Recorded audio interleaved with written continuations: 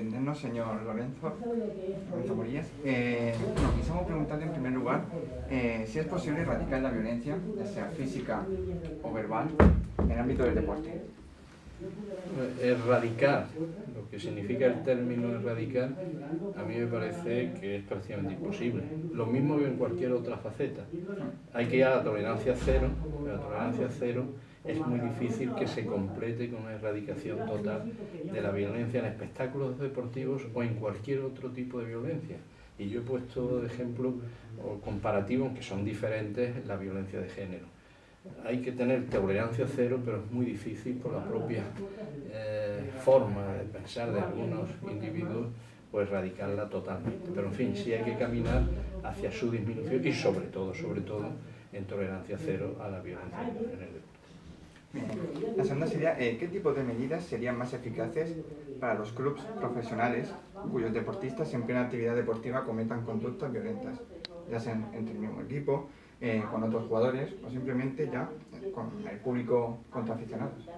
Sí, bueno, pues dentro de la estructura disciplinaria del club correspondiente, pues abrir un expediente y tomar las medidas sancionatorias adecuadas a la conducta que realice. Hombre, generalmente en las hipótesis que me has planteado no son fáciles, es decir, un deportista frente a los aficionados se puede dar, obviamente, pero no es frecuente, si en cualquier, o entre compañeros. Si se da alguna actitud de este tipo, pues yo creo que los clubes pues tienen que actuar conforme a los medios que tiene su propia disciplina dentro de la estructura del equipo, el reglamento disciplinario que tenga.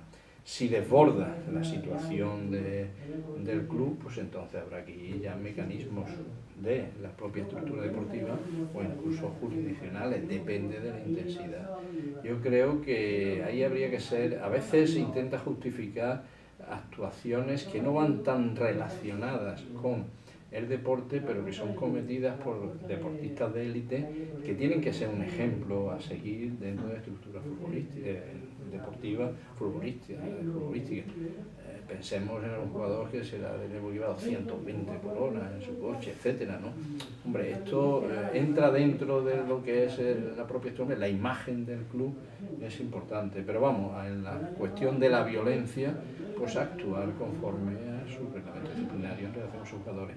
Lo que pasa es que esto decirlo es fácil, hacerlo debe ser más complicado porque, claro, hay sociedades deportivas, clubes, que tienen jugadores de un gran peso a nivel nacional, que es difícil para ellos tomar una medida, pero yo creo que habría que tener una medida fuera lo que fuera, si es una conducta realmente violenta. Vale, y en el caso del deporte amateur, no profesional. Bueno, ahí más todavía, ahí sí que hay que, vamos, igual, porque hombre, los profesionales precisamente por su profesionalidad tienen una obligación, tienen un deber de actuar conforme a criterios de ética, de profesionalidad, etcétera, sin violencia. Hombre, en el deporte amateur es que es el deporte generalmente en formación, ahí se debe de actuar, pues en primer lugar con medidas preventivas y educativas, para que no vaya, esa violencia pues no se haga inherente a la estructura también del deporte amateur, que no funciona, quiero decir, que en el deporte amateur desgraciadamente quizás cada vez aquí sí hay una progresión aumentativa en relación con determinados comportamientos dentro de ligas amateur, de formación, de cadetes juveniles, etc. Yo creo que eso hay que cortarlo y hay que cortarlo con medidas disciplinarias, pero también con medidas educativas y de compromiso, aquí todavía más de los clubes, es decir, personas que utilizan habitualmente violencia, que son violentas y tal, pues a lo mejor hay que llamarles la atención, incluso que abandonen el club porque están en periodo de formación. Si no son capaces de formarlo y que se formen en una dinámica diferente, pues entonces es el momento de tomar determinaciones precisas y concretas. Y ya en cuanto al alcohol, ¿cree usted que puede ser un factor bastante a tener en cuenta? Totalmente. Sobre todo considerando que se vende muchas veces dentro de los propios estadios. No se debe, está prohibido, absolutamente. No se debe. Pero vamos, al margen de eso, la relación alcohol-violencia es uno de los parámetros más importantes de la violencia. Que no hay que comprarla y beberla dentro de los estadios, que no es fácil, más por lo menos la experiencia que yo tengo. Primero, vender bebidas alcohólicas es que es difícil. Yo que suelo ir habitualmente al fútbol en concreto, es posible, te registran incluso en la entrada. De seguridad, sobre todo en la liga de fútbol profesional, y luego en el campo está absolutamente prohibido la venta de bebidas alcohólicas, que se puede dar, pero bueno, estos son conductas ya defraudatorias e irregulares que habrá que perseguir en el ámbito de la propia estructura del club, porque ese es su propio estadio.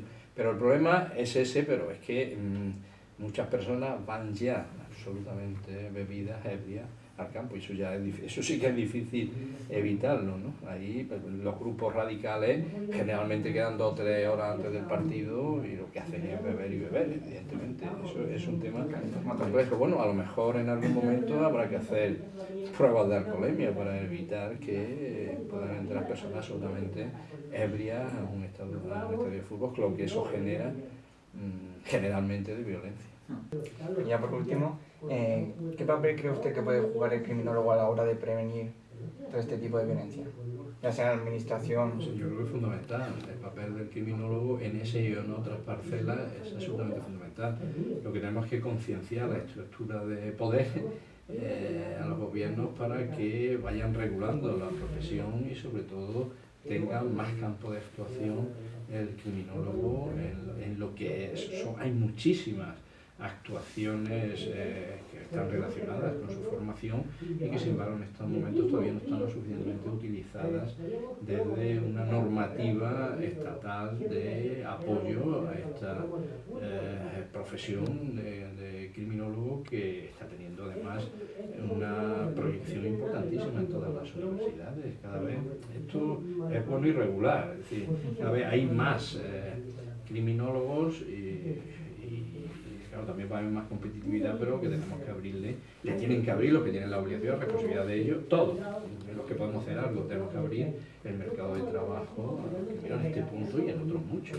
Yo creo que la presencia laboral del criminólogo es absolutamente fundamental, porque algunas de las parcelas propias del criminólogo por su formación pluridisciplinar están ocupadas por otras personas, por otras instituciones que no tienen esa formación pluridisciplinar. Por lo tanto, ese es un tema que en el futuro habrá que ir trabajando, porque estamos comprometidos con la criminología y las asociaciones de criminólogos, tanto de estudiantes como de graduados y licenciados en criminología. De acuerdo, pues muchas gracias, señor.